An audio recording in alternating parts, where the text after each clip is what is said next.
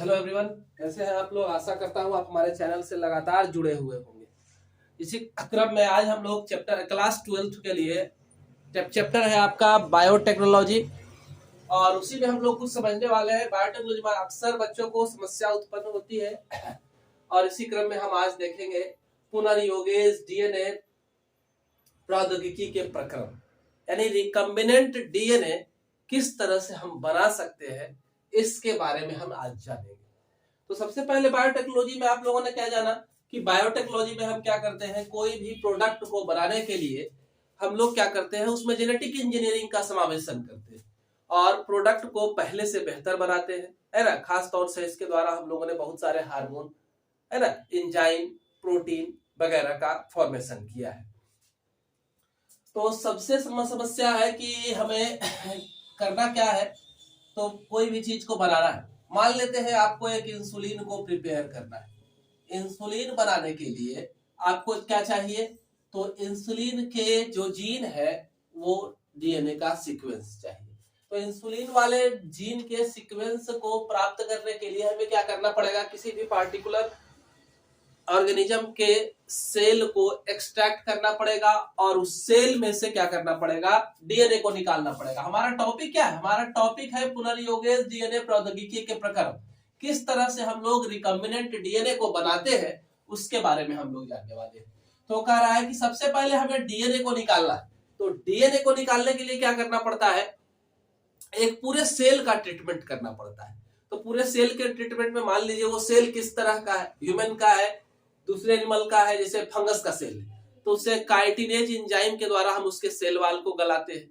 इस तरह से मटेरियल्स जो हमारे डीएनए को छोड़ करके और भी जो मटेरियल हमारे सेल के अंदर है उसे हम पूरी तरह से क्या करेंगे, एंजाइम बेस्ड प्रोसेस के द्वारा कोलैप्स कर देंगे। प्रोटीएज वगैरह वगैरह, आरएनएज, एंजाइम वगैरह के प्रयोग से सारे मटेरियल को हम लोग क्या कर देंगे, गला डालेंगे। ठीक है, तो सबसे पहला काम क्या हुआ, डीएनए का विलगन।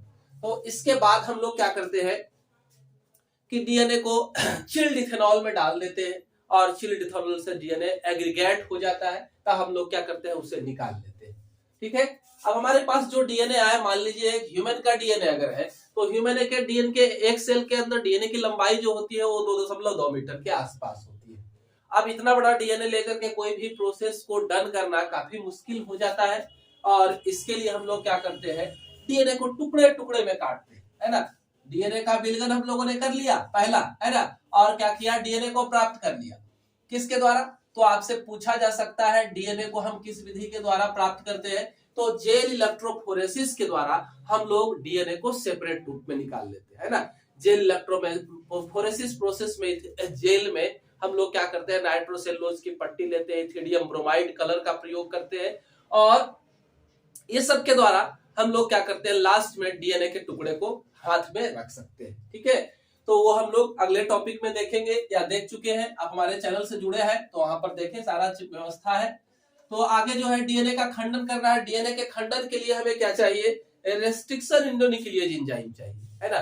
तो अब जानते हैं रेस्ट्रिक्शन इंडोन्यूक्लिएज को मॉलिक्यूलर सीजर कहा जाता है और वो डीएनए को क्या करता है, खास खास जगहों पर काटने का काम करता है। इसे मॉलिक्यूलर सीजर, आणविक कैंची के नाम से जाना जाता है। किसे, तो हमारा जो रेस्ट्रिक्शन इंडोन्यूक्लिएज एंजाइम है ना, उसी को हम लोग क्या कहते हैं, मॉलिक्यूलर सीजर कहते हैं। ठीक है, तो उसके द्वारा हम लोग डीएनए को डिजाइड फ्रेगमेंट में तोड़ लेंगे और हमें अगर इंसुलिन बनाना है तो हम लोग क्या करेंगे, उस इंसुलिन वाले पार्टिकुलर फ्रेगमेंट को तोड़ेंगे। एक पार्टिकुलर, हम जानते हैं कि लगभग 700 रेस्ट्रिक्शन इंडोन्यूक्लिएज की डिस्कवरी हो चुकी है और उसके द्वारा हम इसे क्या करेंगे, प्राप्त करेंगे।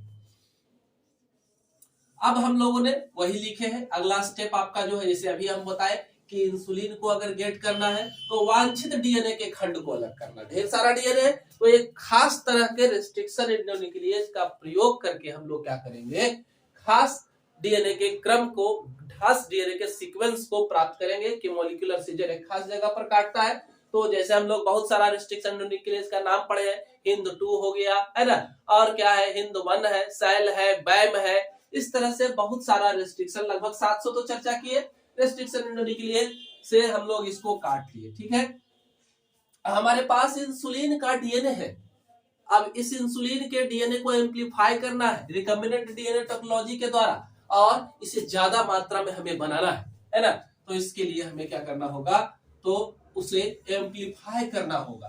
तो एम्पलीफाई करने के लिए क्या करना पड़ेगा, हमारा जो डीएनए का खंड है, यानी ये हमारा इंसुलिन का खंड है, और इस खंड को किसी ऐसे चीज के साथ जोड़ता है जो क्या करे, इसकी मात्रा को बढ़ा दे, है ना। तो हम जानते हैं बहुत सारे जीवाणु के प्लाज्मिड का प्रयोग हम लोग वेक्टर के रूप में करते हैं, वाहक के रूप में करते हैं। प्लाज्मिड क्या हो गया, तो एक्स्ट्रा क्रोमोसोमल पदार्थ हो गया जो उस जीवाणु के अनुवांशिक गुण से लेना देना नहीं रखता है, लेकिन यह जिस गुण को इसमें डाला जाएगा उस गुण को यह क्या करता है, काफी मात्रा में बढ़ाने का काम करता है। और क्योंकि वो भूल जाता है, जैसे मान लीजिए एक जीवाणु आपके पास है, ये इसका अनुवांशिक पदार्थ है, यहाँ पर आपका प्लाज्मिड। इस प्लाज्मिड में अगर हम जिस तरह के डीएनए को जोड़ेंगे, सपोज कि इसमें हम लोगों ने क्या कर दिया, इंसुलिन के डीएनए को जोड़ दिया, तो अब ये क्या करेगा, अब इस प्लाज्मिड को हम लोग यहाँ से निकाल करके क्या करते हैं, किसी दूसरे या इसी जीवाणु में डालते हैं वापस। तो ये क्या करता है, क्योंकि हमको जोड़ना जब होगा तो हम समझते हैं कि जैसे मान लीजिए पूरे प्रोसेस को आप देखें, इसको समझे बढ़िया से, है ना। तो जैसे कि आपके पास एक प्लाज्मिड है ना, आपके पास ये इंसुलिन का डीएनए है, तो इस इंसुलिन के डीएनए को इस प्लाज्मिड के साथ जोड़ना है ना। तो हम लोग क्या करेंगे, सेम रेस्ट्रिक्शन एंडोन्यूक्लियस से दोनों को, इंसुलिन को भी और इस प्लाज्मिड को भी काटेंगे, क्योंकि दोनों में सेम अस्टिकी एंड बनना जरूरी है ना, जिसके वजह से ये आपस में एक दूसरे से क्या हो जाए, जुड़ पाए। तो हम लोगों ने क्या किया, इस तरह से इसको ला करके यहाँ पटका, ठीक है। उसके बाद कब, जब दोनों को सेम रेस्ट्रिक्शन एंडोन्यूक्लियस से कट करके फ्रैगमेंट में बदल दिया, तब अब यहाँ पर हम लोगों ने लाइगेज एंजाइम को डाला। लाइगेज एंजाइम क्या करता है, तो इसको क्या करेगा, ये प्लाज्मिड के साथ जोड़ने का काम करता है। तो इस तरह से अब हमारे पास जो है ये हाइब्रिड वाहक बन गया। ये जो हमारा प्लाज्मिड है ये इंसुलिन के कैरेक्टर को रख रहा है। अब इस प्लाज्मिड को हम लोग इस बैक्टीरिया के अंदर इंजर्ट कर देते हैं, ठीक है। तो जैसे ही हम इस बैक्टीरिया के अंदर इसको इंजर्ट करते हैं, तो बैक्टीरिया जो है अपने प्रॉपर्टी को, जेनेटिक मटेरियल को भूल जाता है, और ये इंसुलिन को ही काफी ज्यादा मात्रा में क्या करता है कि बनाने लगता है। तो अब ये बैक्टीरिया ना होकर के क्या हो गया, इंसुलिन का दुकान हो गया, है ना। ढेर सारा इंसुलिन को ये क्या करेगा, बनाएगा। तो वही ये स्टेप आपका जो है डीएनए खंड का वाहक के साथ क्या करना है, बंधन बनाना है। तो हम लोगों ने पूरा प्रक्रिया को देखा कि कैसे डीएनए के खंड को वाहक के साथ क्या करने वाले हैं, हम लोग जोड़ने वाले हैं। तो इस तरह से ये जुड़ गया। अब हमारे पास क्या हो गया, ये जो डीएनए का खंड इसके साथ जुड़ गया। अब जब जोड़ दिए थे तो हम लोगों ने क्या किया था, अगला स्टेप भी हम लोगों ने देख लिया कि इसको क्या किया, पुनर्योगेश डीएनए, हमारा इंसुलिन युक्त ये जो प्लाज्मिड था ये हमारा पुनर्योगेश डीएनए हो गया। इसको हम लोगों ने कहा डाला, तो जीवाणु के अंदर डाला। तो ये जो जीवाणु हो गया आपका क्या हो गया, परपोषी हो गया, है ना। और इसमें हम लोगों ने इसका क्या कर दिया, स्थानांतरण कर दिया, ठीक है। अब परपोषी को, ये जो हमारा जीवाणु है, इसे भोजन देंगे तब तो ये वृद्धि करेगा, है ना। तो इसको कल्चर माध्यम में क्या करेंगे, संवर्धित करेंगे, तब ये ढेर सारा हमें उत्पाद देगा, यानी कि हमें ढेर सारा इंसुलिन की प्राप्ति होगी। तो ये वांछित उत्पाद का जब बन जाएगा तो हम इसे क्या करेंगे, यहाँ से निष्कासन कर लेंगे, निकाल लेंगे, है ना। फालतू जो मटेरियल है उसको हम लोग छोड़ देंगे, जैसे इसकी कोशिका भित्ति होगी उसे छोड़ देंगे, ठीक है। आप लोगों ने समझा क्या, पुनर्योगेश डीएनए प्रौद्योगिकी के प्रकरण को हम लोगों ने समझा, रिकम्बिनेंट डीएनए टेक्नोलॉजी के प्रोसेस को हम लोगों ने समझा। अब यहाँ पर एक टॉपिक और उठा करके रखा है हमने कि जीवाणु में पुनर्योगेश डीएनए प्रवेश कराने के लिए कैसे कोशिका का ट्रीटमेंट किया जाता है। मान लिया अभी हम लोगों ने कह दिया कि इस जीवाणु के अंदर, मान लेते हैं ये इकोलाई जीवाणु था, इसके अंदर हम लोगों ने क्या किया, इंसुलिन वाला डीएनए को डाल दिया। तो इसको इसके अंदर डालने के लिए किस प्रोसेस से होकर के हमें गुजरना पड़ता है वो समझना है ना। तो सबसे पहले हमारे पास ये इकोलाई एक जीवाणु है, हम लोग ने अभी इंसुलिन वाला डीएनए बना लिया है। अब इसको इसके साथ डालना है, मिलाना है।